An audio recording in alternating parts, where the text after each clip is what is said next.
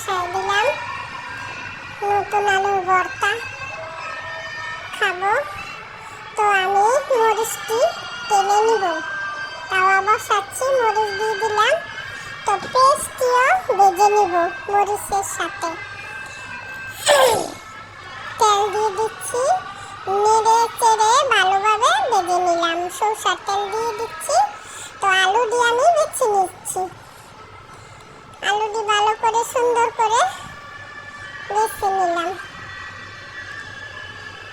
তার বাদে আমি তাওয়া নামিয়ে তো ভাজা পেঁয়াজ, রসুন, শুকনো লঙ্কা ভেজে নিলাম। এটি নামিয়ে আনলাম।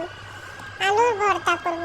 আপনারা কাটা কাটা আলুর ভর্তা, নতুন আলুর ভর্তা খান? কমেন্টসে বললেন।